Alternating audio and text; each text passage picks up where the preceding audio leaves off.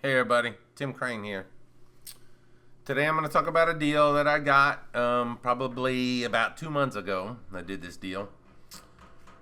Um, what it was is a few years back, I had an investor client who had bought this property and had fixed it up, put a new roof on it, some new painted it, looked nice, new flooring. It's a little 2 bedroom, 1 bath house on 4.5 acres.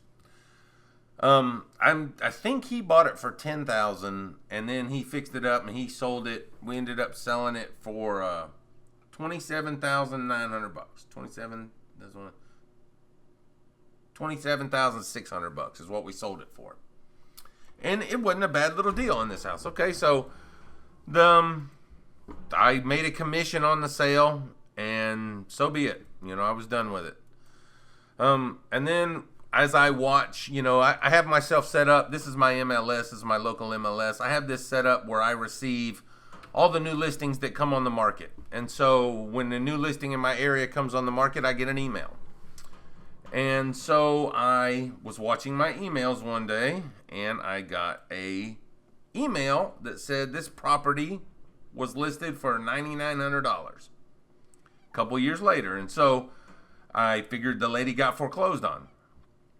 So I was familiar with the property, and I couldn't see, I don't recommend doing this, but I couldn't see where the lady had done that much damage to the property.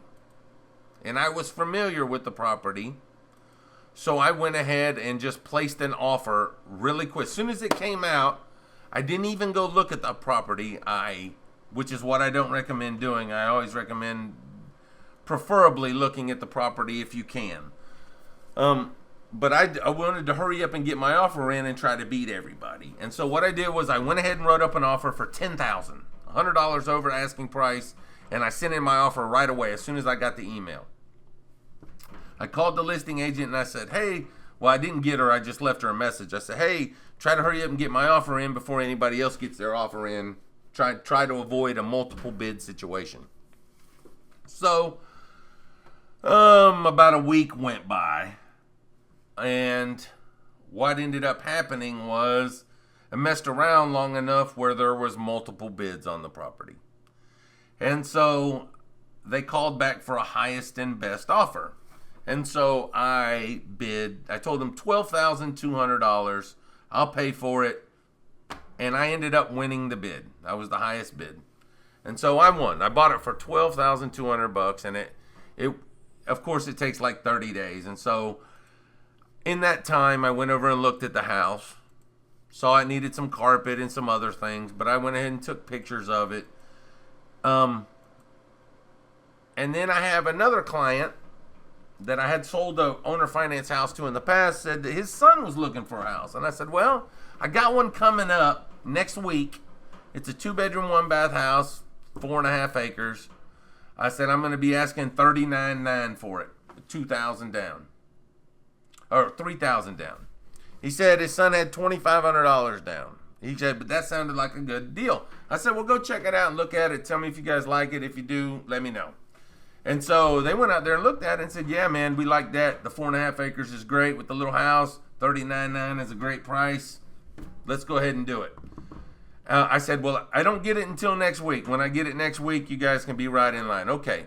So the day I closed on it for $12,200, I sold it to this guy for $39,900 with $2,500 down, and his payment's like $380 a month with the taxes and insurance. Yeah, for 30 years. And so, I paid $12,000 for it. I sold it for $39,900. That's more than 3 times my money on that property. That means I paid cash for this deal because I had sold another property in the past and I needed some of that money. I took some of that money to replace the income from the sale.